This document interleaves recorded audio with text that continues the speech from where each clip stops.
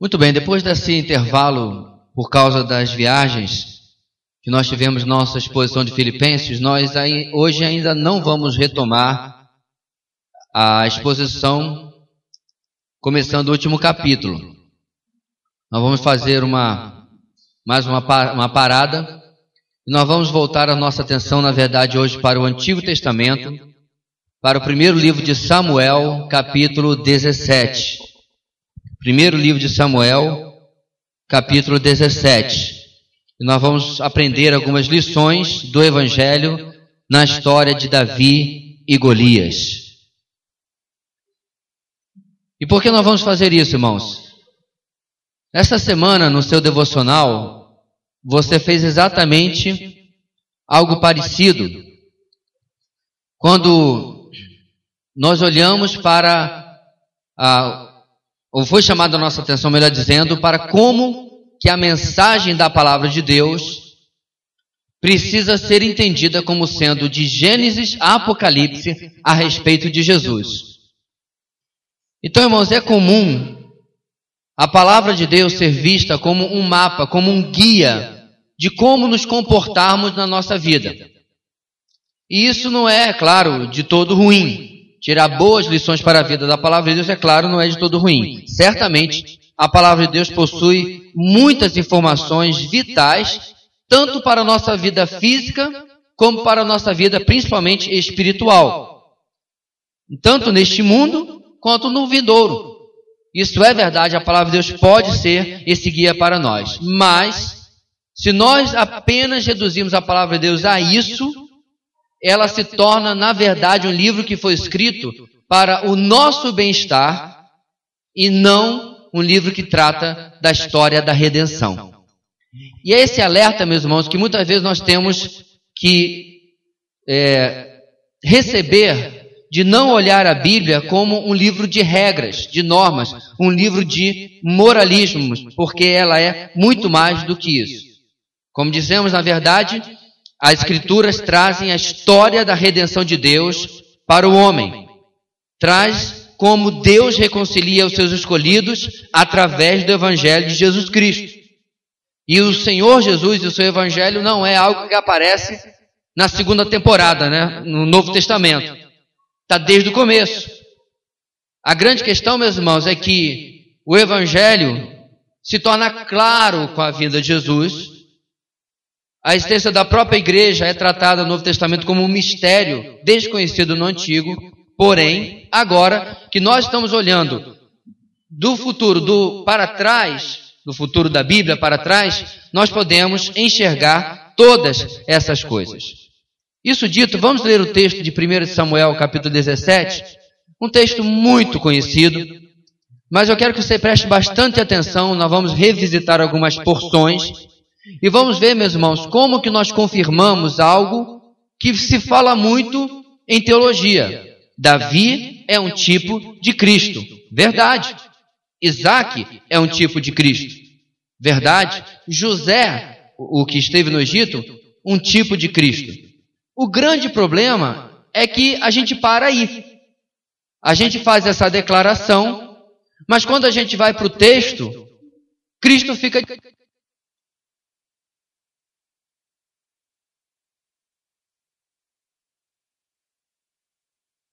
Alô? Tem que dar uma equilibrada aqui, porque ficou parecendo o carro da pamonha agora. Ok. Então, quando nós olhamos o texto, irmãos, Cristo fica de fora. Ele que era um tipo a ser encontrado no texto, ele se torna, no máximo, alguém que é citado na oração final da mensagem. E não pode ser assim. Então, como nós vimos esta semana, irmãos, em diversas passagens, inclusive esta, como que Cristo está manifestado em todo o Antigo Testamento, vamos fazer isso esta noite também. É um texto longo, precisa da sua atenção e paciência, mas vamos lá, juntos. Samuel capítulo 17. Os filisteus juntaram suas forças para a guerra e se reuniram em Socó de Judá. E acamparam em Éfes-Damim, entre Socó e Azeca. Saul e os israelitas reuniram-se e acamparam no vale de Elá, posicionando-se em linha de batalha para enfrentar os filisteus. Os filisteus ocuparam uma colina e os israelitas outra, estando o vale entre eles. Um guerreiro chamado Golias, que era de Gate, veio do acampamento filisteu, tinha 2,90 metros de altura. Ele usava um capacete de bronze e vestia uma couraça de escamas de bronze, que pesava 60 quilos. Nas pernas, usava caneleiras de bronze e tinha um dardo de bronze pendurado nas costas. A haste de sua lança era parecida com uma laçadeira de tecelão, e sua ponta de ferro pesava 7 quilos e 200 gramas. Seu escudeiro ia à frente dele.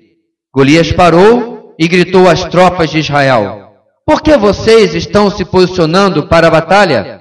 Não sou eu um filisteu e vocês os servos de Saul? Escolham um homem para lutar comigo.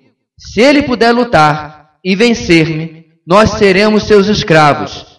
Todavia, se eu o vencer e o puser fora de combate, vocês serão nossos escravos e nos servirão. E acrescentou: eu desafio hoje as tropas de Israel. Mandem-me um homem para lutar sozinho comigo. Vamos ficar por aí, porque o texto é longo, para a gente acabar não gastando tanto tempo lendo, depois lendo de novo. Nós vamos caminhar, meus irmãos, vamos perceber como que Deus, agora, se manifestando ao homem através da nação de Israel, se manifestando ao homem agora no reinado do primeiro rei de Israel, Saul, ele começa, através da vida de um jovenzinho que obviamente vai entrar na história daqui a pouquinho, e você sabe muito bem disso, Davi, a mostrar mais uma vez que este povo precisava se voltar para Deus de uma maneira que ele não conseguia sozinho, de uma maneira que ele não conseguia por si só. Irmão, geralmente, ao termos uma visão moralista desses textos, de dicas para a vida e um guia para a nossa vitória, nós diríamos que neste texto, eu, você, somos Davi. E Golias, que acabou de se apresentar, com toda a sua altura e todo esse bronze que ele usava, quem é Golias? Golias, o gigante, é qualquer obstáculo que eu possa enfrentar. Pode ser uma tentação, pode ser um pecado, uma luta em seu casamento, uma dificuldade financeira, qualquer coisa que se apresente como obstáculo na nossa vida. Então, o que eu tenho que fazer? Na sequência do texto, você sabe muito bem que já isso é conhecido, Davi vai pegar algumas pedras para combater a Golias. Então, eu preciso pegar minhas 5 pedrinhas e destruir esse gigante, esse obstáculo na minha vida. Linda a mensagem, não é? Só que não é isso que o texto diz. Aliás, a propósito, haja imaginação para essas 5 benditas pedrinhas. Pode ser, por exemplo, a pedrinha da fé, a pedrinha da verdade, a da ousadia, e para alguns pregadores mais cara de pau, a pedrinha do dízimo também. Então eles vão usando a sua imaginação e dando às pedrinhas o nome que quiserem. Se, por exemplo, você estiver implantando uma visão de célula e discipulado na sua igreja, as pedrinhas são ganhar, treinar, consolidar, né? Vai se adaptando, vai se atropelando o texto para dar a ele um significado que não tem nele. Que se você estiver sozinho numa ilha deserta e não conhecesse nada da igreja evangélica moderna, você não chegaria às mesmas conclusões. Mas o que acontece? Qual seria o problema se eu errar o alvo com as 5 pedrinhas que eu peguei para derrubar o meu gigante? E se o gigante, com o meu erro, continua vindo em minha direção? O que acontece, meus irmãos, quando todas as nossas iniciativas, até as mais espirituais, toda a nossa força, toda a nossa capacidade própria, até de crer em Deus, falha e não mata o gigante? E às vezes ele até cresce. Pastor, mas no texto Davi matou com a primeira pedrinha. É, no texto. Mas se a pedrinha falhar na sua vida, porque não é isso que Deus queria que você entendesse do texto. Então, a fé e confiança em Deus vão pelo ralo. E eu e você começamos a nos questionar e até questionar Deus. Como tu deixaste isso acontecer? Será que eu joguei a pedra de forma errada? Será que eu não criei? Será que me faltou fé? E obviamente na igreja daquele pastor e pregador cara de pau, será que eu não dei o dízimo suficiente? E assim vai. Então, meus irmãos, como nós podemos entender, como nós podemos compreender a mensagem de que o texto não é a meu respeito, mas é uma mensagem que tem a ver com toda a revelação da palavra de Deus. E que agora, quando o gigante se apresenta e ofende o povo eleito, ofende a Saul e os seus exércitos, Deus está nos falando, além de outras muitas lições secundárias que nós poderíamos dar, em primeiro lugar, principalmente, a mensagem do Evangelho.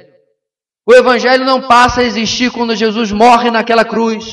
O Evangelho sempre esteve à nossa disposição. O Evangelho não surge no Novo Testamento. Ele já estava presente aqui também. E a primeira mensagem, meus irmãos, que ecoa o Evangelho é o seguinte: o Evangelho lida com inimigos maiores do que a nossa capacidade humana. Nos versículos 4 ao versículo 10 que nós lemos, Golias se apresenta. O povo não tem como guerrear contra ele. O povo está com medo do campeão dos filisteus. E o reflexo disso, meus irmãos, nos nossos dias, é que, mesmo que o problema matrimonial, mesmo que o problema financeiro, mesmo que a enfermidade, sejam sim problemas sérios, claro que são, necessários que nós oremos, necessários que nós busquemos o Senhor, com certeza absoluta, mesmo que tudo isso seja verdade. O maior problema na nossa vida, de maneira nenhuma, é um desses problemas que eu mencionei. O grande problema, meus irmãos, em Gênesis capítulo 3, quando o pecado entra, não é porque eles iam ficar sem teto, que iam ser expulsos do jardim. O grande problema não é porque eles iam ficar desempregados, porque perderam o emprego no jardim. O grande problema é que a partir daquele momento a morte entrou na história da humanidade. O grande problema daquele momento, a vida deles, que não sabe nem quanto tempo existiriam, agora tinha um tempo determinado. Certamente que nos primeiros anos levaram centenas e centenas de anos para morrer, alguns viveram mais de 900 anos. A idade foi baixando, baixando, e hoje, quando alguém chega até 100 anos, a gente fica admirado. A morte, meu amigo, é a única certeza da pessoa que está ao seu lado. A morte é a única certeza da pessoa que nós somos. E, meus amados, isso é tão verdade que quando Paulo vai falar sobre o Evangelho, em 1 Coríntios capítulo 15, é exatamente sobre isso que ele se atém. A realidade da morte, mas por causa do Evangelho, a realidade da ressurreição. Em 1 Coríntios capítulo 15, nós lemos o versículo 51. Eis que eu lhes digo o mistério, nem todos dormiremos, mas todos seremos transformados. Num momento, num abrir e fechar de olhos, ao som da última trombeta. Pois a trombeta soará, os mortos ressuscitarão incorruptíveis e nós seremos transformados. Pois é necessário que aquilo que é corruptível se revista de incorruptibilidade e aquilo que é mortal se revista de mortalidade. Quando, porém, o que é corruptível se revestir de incorruptibilidade, o que é mortal de imortalidade, então se cumprirá a palavra que está escrita: a morte foi destruída pela vitória. Onde está a morte, a sua vitória? Onde está a morte, o seu aguilhão? O aguilhão da morte é o pecado e a força do pecado é a lei. Versículo 57. Mas graças a Deus que nos dá a vitória por meio de nosso Senhor Jesus Cristo. Amados, mensagens superficiais que querem focar você e se preocupar com a conta que vai vencer amanhã na segunda-feira, despreza o fato de que o Evangelho já fez o mais importante na nossa vida. Que o Evangelho já resolveu a coisa mais importante na nossa vida. Que se hoje eu receber um papel e nele estiver escrito que eu tenho 6 meses de vida, eu posso olhar para aquele papel e dizer: papel, você não sabe de nada. Porque eu não tenho 6 meses de vida, eu tenho 6 meses e toda uma eternidade de vida. Porque o maior gigante na vida de cada um de nós já foi lhe dado pelo Evangelho do Senhor Jesus Cristo. Amém? Então, meus irmãos, quando Golias se levanta na nossa vida, ele de verdade se levanta para cair, porque o texto diz que a morte já foi cancelada, derrotada pela vitória da cruz. O Evangelho lida com inimigos maiores do que a nossa capacidade humana, assim como aquele exército não conseguia encontrar capacidade para lidar com aquele gigante, lidar com aquele filisteu folgado, blasfemo, desafiador. Eu e você não tínhamos como lidar de maneira nenhuma com a morte. Nós não tínhamos como resolver.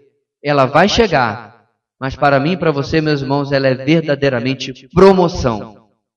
Ela verdadeiramente é nós experimentarmos a vida eterna que o Senhor tem dado a cada um de nós. Antes de nós passarmos adiante, eu quero perguntar uma coisa para você. Será que você tem concentrado a sua vida com o Senhor tanto nesta vida, que você tem esquecido que você é um ser eterno?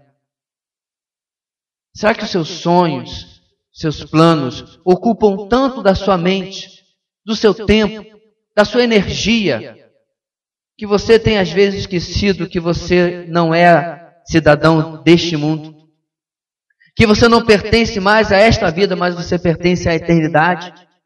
Que apesar que amanhã você tem que bater o seu ponto no trabalho, tem que dizer presente na escola ou na faculdade, que certamente você vai ter que sair para comprar o seu almoço ou prepará-lo, que apesar de todas essas coisas corriqueiras sejam verdades, elas são passageiras, mas você não é.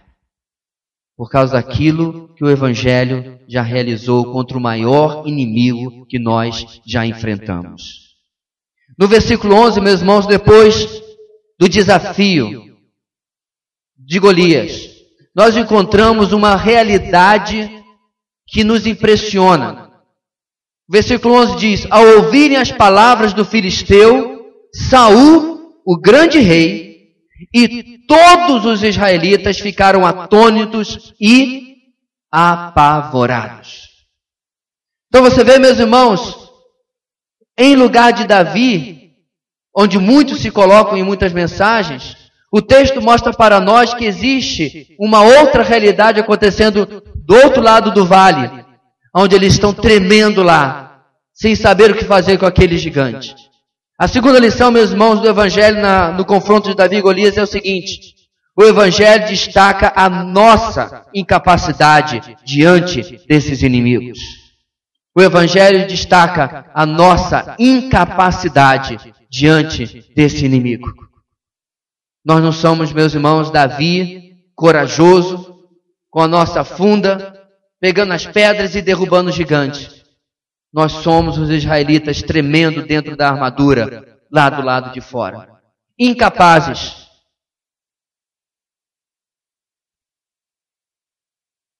Sem saber o que fazer. Sem ter respostas. Olhando uns para os outros, esperando ver se alguém dá alguma sugestão. Indefesos. Indefesos para com o pecado que nos escravizava, indefesos para com a morte que esse pecado causava. Quando você se encontra com o Evangelho, meu irmão, quando você se encontra com Cristo Jesus, a primeira coisa que acontece na sua vida, você é liberto da escravidão do pecado. O pecado que aprisionava você, o pecado que controlava suas paixões, suas razões, suas emoções, ele não tem mais domínio sobre você. Em Romanos, Paulo afirma isso 2 ou 3 vezes. Você não é mais escravo do pecado, mas também você não é mais refém do medo da morte. Com certeza ninguém quer necessariamente morrer cedo demais. Se nós pudermos viver 70, 80, 90 anos, todos nós gostaríamos. Gostaríamos que os nossos pais vivessem tanto. Fiquei muito contente que Deus permitiu que a minha avózinha, mãe na fé, pudesse estar conosco durante 94 anos. Nós todos queremos isso. Mas o grande fato, meus irmãos, é que o homem sem Cristo encara a morte com uma grande interrogação, com grande medo, sem saber o que vem depois. Alguns tentam consolar o seu coração ou acalmar a sua consciência, crendo em algum ensino religioso que não tenha confirmação nenhuma.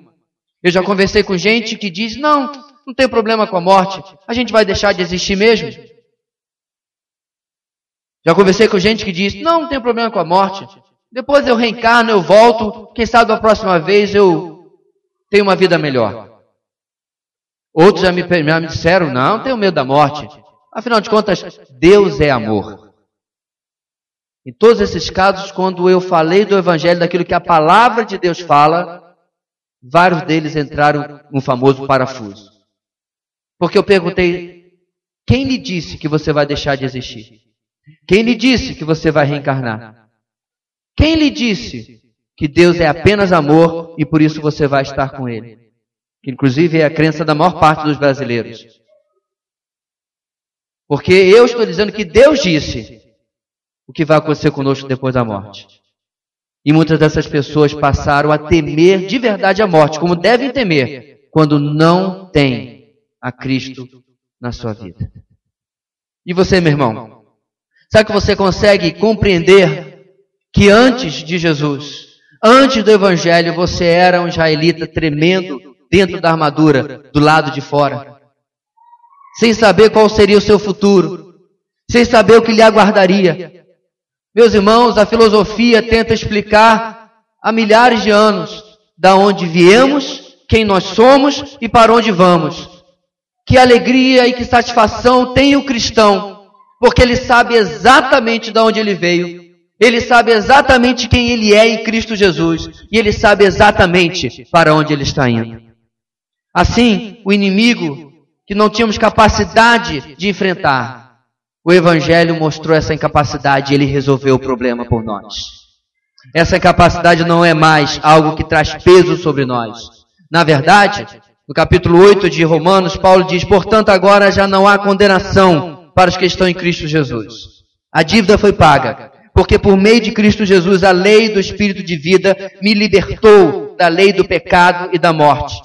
Porque aquilo que a lei for incapaz de fazer por estar enfraquecida, enferma pela carne, Deus o fez enviando seu próprio Filho, à semelhança do homem pecador, como oferta pelo pecado, a fim de que as justas exigências da lei fossem plenamente satisfeitas em nós, que não vivemos segundo a carne, mas segundo o Espírito.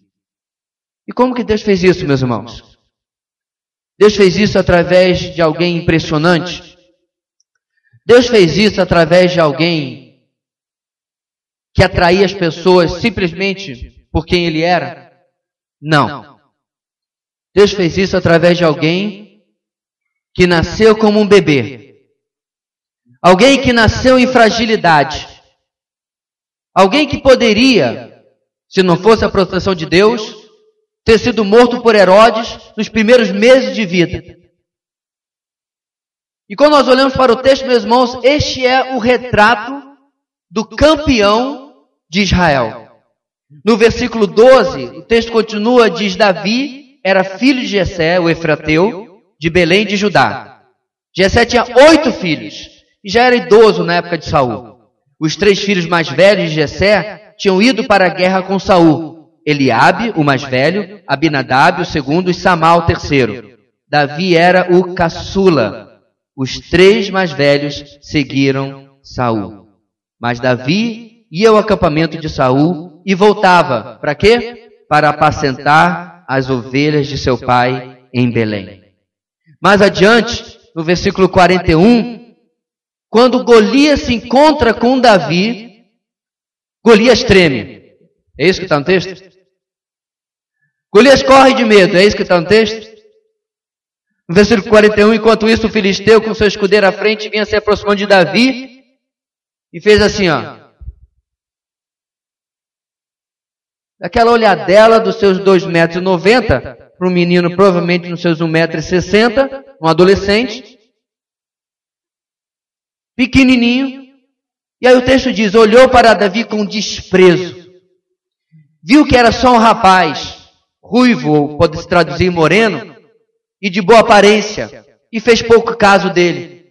Disse ele a Davi, por acaso sou um cão, para que você venha contra mim com pedaços de pau? E o filisteu amaldiçoou Davi, invocando seus deuses, e disse, vem aqui, e darei sua carne às aves do céu e os animais do campo. A terceira lição, meus irmãos, que a história de Davi contra Golias do Evangelho nos chama a atenção é a seguinte, o Evangelho destaca a fragilidade, entre aspas, do nosso campeão. Como eu comecei a dizer, meus irmãos, o nosso campeão nasceu em Belém, numa manjedoura, porque não tinha lugar na estalagem para ele. O seu primeiro berço não era daquele berço que a gente compra hoje em dia, né? Que é berço, carrinho para usar, cadeirinha para usar no carro. Tem 3, 4 funções, é Moisés, é isso, é aquilo. Seu primeiro berço era um coxo, que é o que significa manjedoura, o lugar onde os animais comem. As testemunhas do seu nascimento, os animais que estavam ali. Os pastores chegam para logo depois adorá-lo. Dias depois, não no mesmo momento, chegam os magos, os reis vindo do Oriente para lhe presentear. Mas ele é filho de um carpinteiro e de uma jovem que quase viu a sua reputação indo por água abaixo, porque se viu grávida antes do seu casamento, no período de compromisso. Se você parar para pensar, meu irmão, e se você estivesse há 2000 e tantos anos atrás, no planejamento de como esse campeão viria, será que você faria desse jeito? Talvez nós pensássemos assim, vamos colocar para ele nascer no palácio, mas não em Belém, e não em Jerusalém, lá em Roma, na capital do império. Mas desde o Antigo Testamento, meus irmãos, isso era previsto sobre a sua fragilidade. No Novo, de forma magistral, como nós vimos há um mês atrás, mais ou menos, Paulo nos explica. Em Filipenses capítulo 2, ele diz, seja a atitude de vocês a mesma de Cristo Jesus, que embora sendo Deus, não considerou que o ser igual a Deus era algo a que devia apegar-se, mas esvaziou-se a si mesmo, vindo a ser servo, tornando-se semelhante aos homens, e sendo encontrado em forma humana, humilhou-se a si mesmo e foi obediente até a morte e morte de cruz. É tão interessante, meus irmãos, que quando você olha para grande parte dos religiosos de hoje, eles tentam impressionar com as suas roupas, com os seus templos. Às vezes eu fico ouvindo alguns irmãos se admirando com a igreja X ou Y. Agora mesmo, lá no Rio de Janeiro, alguém admirando uma enorme igreja, uma linda orquestra, um coral, um templo ou sede, prédio, lindo. Aí eu perguntei, mas e a mensagem? Nós ainda estamos impressionados com glamour, com luxo. E quando eu pensava sobre isso, meus irmãos, a minha mente foi lá na cultura pop. Lá no filme do Indiana Jones, lembra? Quando ele teve que achar o cálice de Cristo, que obviamente é um mito, não existe. E o vilão pegou um cálice dourado, incrustado de pedras preciosas, e pegou a água que supostamente lhe daria vida eterna e tomou e foi fulminado instantaneamente. E aí o herói, o Indiana Jones, ele diz, é o cálice de um carpinteiro. Ele pega o mais simples de todos que estavam ali e ele acerta o cálice certo. Você vê, meus irmãos, que até a cultura pop compreendeu que o nosso Messias, que o nosso campeão veio em fragilidade para afrontar os religiosos dos seus dias, para afrontar o ensino religioso dos seus dias, para afrontar os sinais que os judeus queriam, a sabedoria que os gregos queriam. E em fragilidade, ele veio para mostrar qual é o caminho verdadeiro do Evangelho. É dizer não para mim mesmo e ser igual ao meu campeão. Aqui, representado por um adolescente, a quem Golias olha de cima a baixo e diz, é você? É você que vem contra mim? E o despreza. Será que esse evangelho, será que é esse campeão que nós estamos pregando hoje? Será que nós temos falado para as pessoas que o nosso Cristo poderoso, com certeza é, o Rei do Universo, aquele que sustenta cada átomo da criação com a sua mão de poder, morreu numa cruz romana, humilhado. Algo, meus irmãos, incompreensível. Você já viu aqueles vídeos em que você vê um filho maltratando uma mãe ou um pai ancião? Ou mesmo uma criança pequena fazendo malcriação e aquela mãe ou aquele pai não tem autoridade nenhuma, é impotente para fazer alguma coisa? Algo está fora do lugar. Algo está errado, algo não bate. Porque filhos não podem maltratar pais anciãos. Filhos pequenos precisam ser bem criados para não ser mal criados com seus progenitores que lhes deram a vida. Mas o Rei do Universo deixou ser julgado numa corte humana por homens pecadores, com acusações fabricadas, falsas, se deixou ser açoitado, ser colocado uma cruz, uma coroa de espinhos na sua cabeça, ser pregado a uma cruz, a qual a parte de cima ele teve que carregar até o Calvário. Alguma coisa estava fora do lugar. Tal como estava fora do lugar a Davi encarar esse gigante naquele dia. O povo de Israel nesse dia, meus irmãos, estava ouvindo um proto-evangelho, uma antecipação do evangelho. O povo de Israel estava aprendendo naquele dia, ou daqui a pouquinho vai aprender na narrativa, que não é o tamanho dos seus exércitos que lhes dá a vitória, mas é a confiança, a fé no Deus que tem chamado vocês, escolhido vocês para ser o seu povo de propriedade exclusiva. Então o Evangelho destaca por isso a fragilidade daquele, mas principalmente do nosso campeão. Aí o texto continua, meus irmãos, nós chegamos agora, digamos assim, ao ápice. No versículo 45, diante do desdém, do desafio do filisteu, Davi diz o seguinte, porém, você vem contra mim com espada, com lança e com dardos, mas eu vou contra você em nome do Senhor dos Exércitos, o Deus dos Exércitos de Israel, a quem você desafiou. Hoje mesmo o Senhor o entregará nas minhas mãos. Eu o matarei e cortarei a sua cabeça. Hoje mesmo darei os cadáveres do exército filisteu, os cadáveres do exército filisteu às aves do céu e aos animais selvagens, e toda a terra saberá que há Deus em Israel. Todos que estão aqui saberão que não é por espada ou por lança que o Senhor concede vitória, pois a batalha é do Senhor, e Ele entregará todos vocês em nossas mãos. Quando o filisteu, diante daquela palavra de Davi, ele deve ter ficado com muita raiva.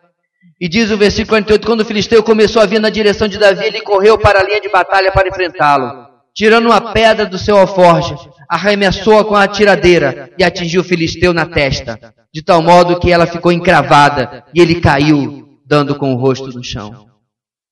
Assim Davi venceu o filisteu com uma tiradeira e uma pedra. Sem espada na mão, derrubou o filisteu e o matou. Nossa quarta lição, meus irmãos, do Evangelho na história de Davi e Golias é a seguinte. O Evangelho exalta a vitória mediada a nós por este frágil campeão.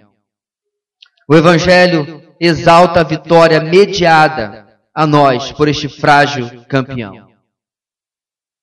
É Ele, meus irmãos, Jesus, que quebra o poder do pecado sobre a minha e a sua vida. É Ele, Jesus, que cancela o poder da morte sobre a minha e a sua vida. É Ele, Jesus, por causa dele, que colocou o nosso nome escrito no livro da vida. E por causa dele, a nossa vitória é, sim, garantida. Eu tenho certeza que é muito tentador olhar para esse texto e olhar agora esse gigante caindo no chão como apenas uma pedrinha e você pensar essa semana naquela conta que você tem que pagar.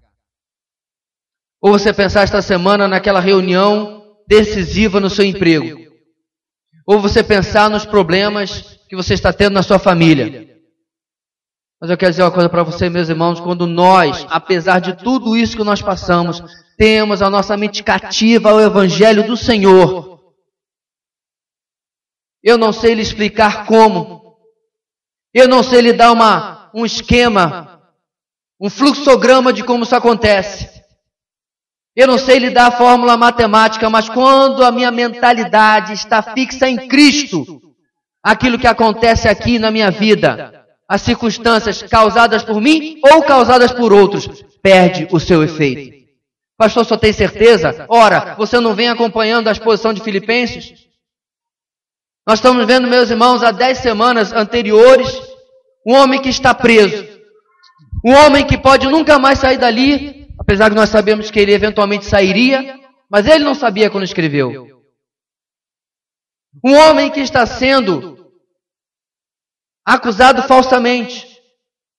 Um homem que alguns estão pregando o evangelho para complicar ainda mais a sua vida. E eu lhe desafio, nos 3 capítulos que nós já vimos de Filipenses, você achar um único versículo de lamento. Um único versículo de reclamação. Eu não sei você, meus irmãos, mas eu já estou cansado de assistir de repente um vídeo no YouTube ou no Facebook de alguém que passa muito sofrimento, de alguém que passa fome, ou de alguém que perdeu sua casa por causa do evangelho. E se tinha envergonhado das minhas próprias reclamações. Se tinha envergonhado das minhas próprias picuinhas. E a gente sai cabisbaixo diante daquele vídeo. Uma semana depois já passou o efeito. Porque sim, é impactante. Nós comparamos o nosso parco sofrimento com aquilo que muitos nossos irmãos sofrem ao redor do mundo. Realmente é impactante. Mas passa. Mas quando a minha mente é centrada no Evangelho de Cristo, na sua graça por mim, e eu renovo a minha mente nesta verdade, meu irmão, todo dia, ou usando no proverbial, todo santo dia, eu ando em renovação, em novidade de vida. Há cerca de 60 anos atrás, um movimento na nossa própria denominação achou a nossa denominação parada, morta, sem vida. Tinha doutrina, mas não tinha vida. E aí entendeu que o problema é que nós carecíamos de uma segunda experiência com o Espírito Santo. E aí começou a chamada Igreja Batista Renovada. Eu concordo com o movimento. A igreja estava parada, estava abatida, estava sem vida. Mas não é porque precisava de uma nova experiência com o Espírito Santo, não. Mas porque nós negligenciamos naquela época a experiência que nós já temos com o Espírito Santo, com o Evangelho. Então não é uma nova experiência que eu nunca experimentei que vai trazer renovação na minha vida. É não perder o ímpeto que começa no dia que eu me encontrei com Jesus. O grande problema, meus irmãos, é que o povo evangélico, em grande parte, tem sido movido pela emoção para ficar supostamente avivado e renovado, entre aspas. Ou tem perdido a renovação e o avivamento por uma teologia, por uma doutrina, por uma ortodoxia fraca, morta, engessada. Aí eu pergunto, por que nós não podemos juntar as duas coisas? Ontem, quando nós estávamos visitando no aniversário da Igreja Batista da Liberdade, quem está pregando lá é o nosso já amigo, pastor Fábio Borges. E quando ele estava pregando, eu estava lendo o texto dele em outra língua, me preparando para um trabalho missionário. Eu estava lendo, meus irmãos, e para aquele que tem a oportunidade de saber um outro idioma, e quantas vezes nós nos perdemos nos vários significados do português, quando você sabe um outro idioma, você não sabe perfeitamente, é claro, porque não nasceu lá, as palavras parecem que saltam no significado. E eu estava olhando para aquele texto e estava pensando, como que isso aqui basta? E o texto, meus irmãos, era exatamente Romanos 8. Portanto, agora já não há condenação para os que estão em Cristo Jesus.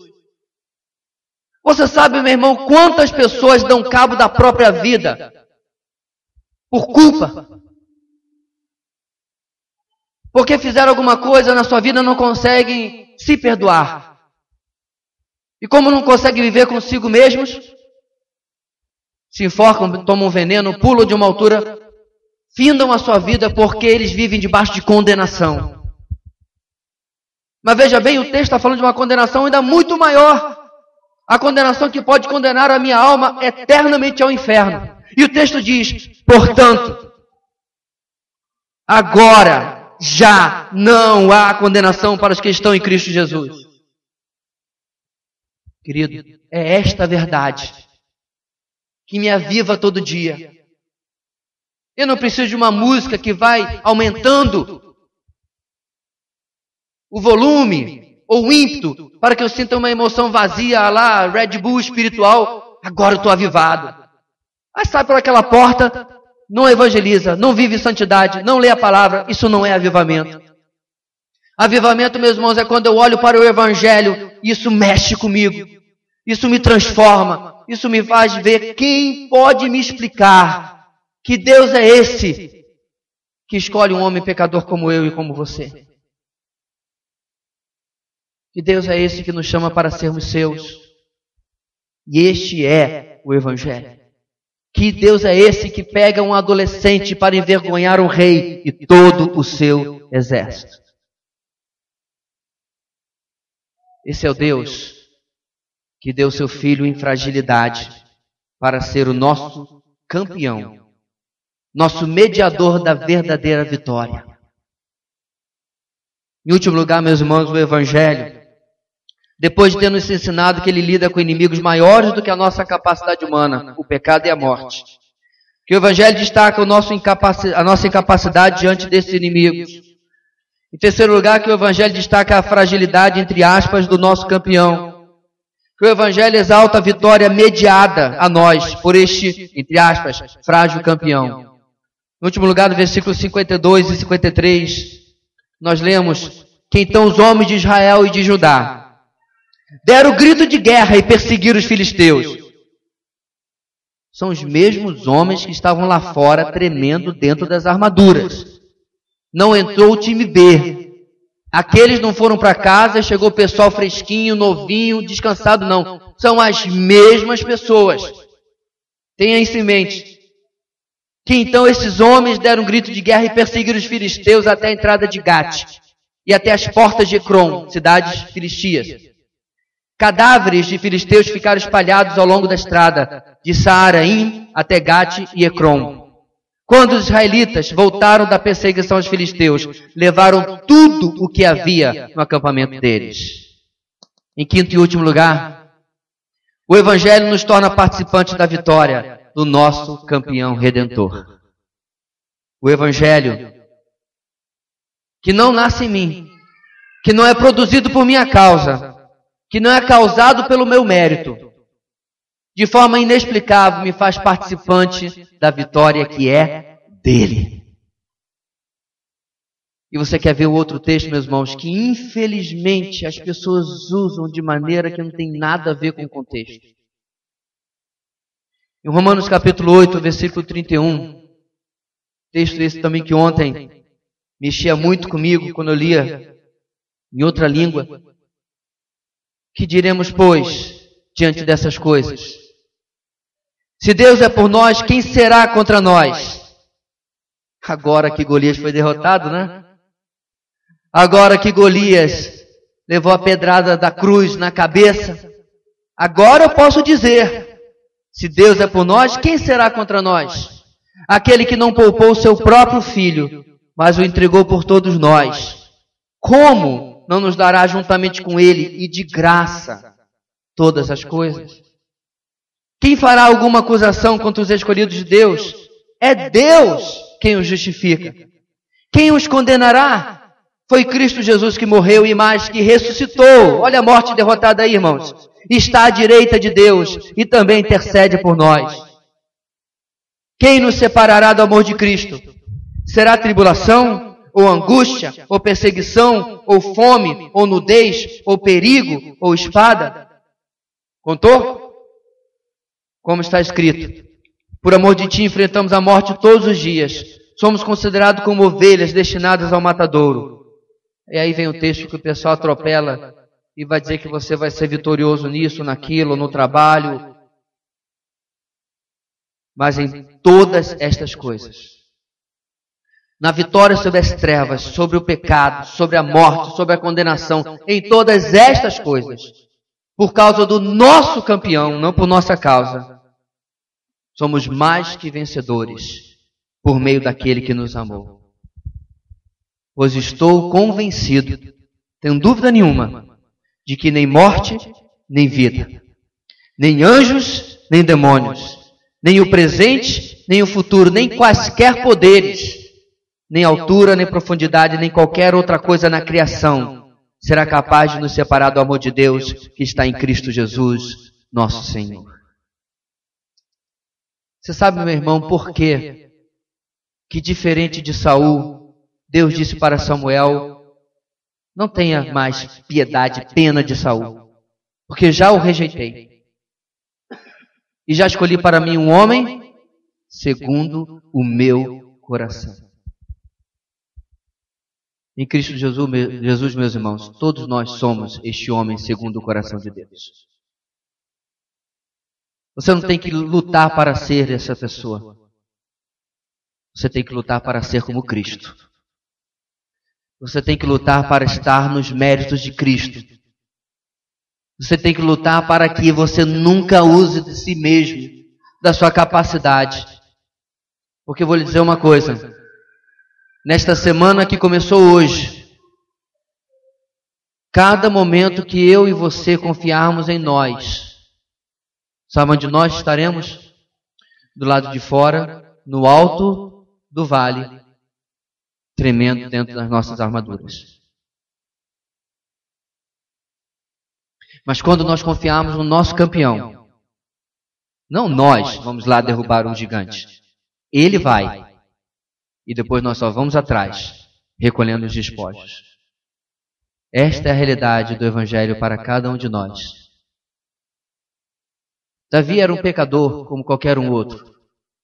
Por isso que sim, nós afirmamos que ele era um tipo de Cristo. Mas a queda, ou quedas que a palavra de Deus registra sobre ele, a queda, o adultério com Batseba, o assassinato de Urias, o orgulho que ele teve em fazer o recenseamento do povo, demonstra que ele era um mero pecador como eu e você. Certamente a vida dele tem fortes e grandes lições para nos advertir como nós devemos proceder. Mas a principal lição que este homem nos deixou foi de ser o tipo de Cristo, aquele que é o nosso verdadeiro campeão. Nesta semana, meu irmão, eu quero desafiar você. Mas quando você estiver diante da prova, diante da tentação, da luta, não use da sua própria força. Não fique dando nomes às suas pedrinhas. Porque o que você precisa não é das pedrinhas, é do arremessador delas. Entregue-se totalmente a Cristo. Confie nele. Abra mão do seu eu, mortifique a sua carne e o seu pecado. E deixe Cristo ser Cristo na sua vida. Eu quero dizer a você, se você está aqui nesta noite e ouvir esta palavra, e você não tem ainda a convicção de que esta é uma realidade na sua vida, eu quero dizer em primeiro lugar que você é uma pessoa muito corajosa. Porque você desconhece quanto tempo você tem de vida, mas você não tem certeza da sua salvação. E você não tem certeza da sua eternidade. Você ouviu hoje sendo declarado de forma cristalina como água, de que se você está em Cristo, não há mais condenação, mas se você não está, o oposto é a verdade da sua vida. Perceba que eu não perguntei se você sabe quem é Cristo. Ora, bola, só um turismo no Rio de Janeiro, você sabe quem é Cristo, ele está lá no alto do monte, onde os turistas vão visitá-lo e tirar foto. Você sabe que é 2015, depois de Cristo. Tudo isso é comum no Ocidente. Não há nenhuma novidade quanto a isso. Mas o Cristo que nós estamos anunciando esta noite, o Evangelho que nós estamos falando, é o Evangelho que requer de você arrependimento e fé. Arrependimento dos seus pecados, do seu orgulho, da sua autossuficiência. Você reconhecer que por si só, não adianta você tentar se convencer que existe um Deus de amor, porque você ficará debaixo da justiça dele. Mas se hoje você confiar que o campeão que derrubou o gigante pode ser o seu campeão também, o seu redentor também, a palavra de Deus diz, se você confessar isso, você é salvo. Eu quero desafiar você a fazer isso esta noite e entregar a sua vida a Jesus. Vamos orar, meus irmãos, colocando tudo que nós ouvimos diante de Deus, para que nesta semana nossos desafios sejam colocados debaixo do poder e da realidade do Evangelho. Deus querido, como nós nos envergonhamos, ó Pai, por vivermos tão apegados às coisas deste mundo. O pecado que muitas vezes se manifesta na nossa vida, se repete em nossas escolhas, em nossas palavras, em nossos pensamentos, é uma prova cabal de que nós ainda somos muito apegados a este mundo. Que o nosso orgulho se manifesta porque nós somos muito apegados a nós mesmos. Mas nós queremos, ó Deus, esta noite, que as palavras do apóstolo Paulo em Gálatas 2:20 sejam uma realidade diária para nós. Já estou crucificado com Cristo. E vivo não mais eu, a vida que eu vivo não é mais minha, mas vivo a vida daquele que morreu, que se deu por mim. Que nós possamos repetir essas palavras como verdades para nós. Vivê-las a cada dia. Viver o Evangelho de Cristo Jesus. Aonde eu não sou o primeiro. Porque a palavra não é a respeito de mim. A palavra é a respeito dele. Porque para ele e por ele são todas as coisas. A ele seja a glória para todo sempre. Em nome dele nós oramos. Amém e amém.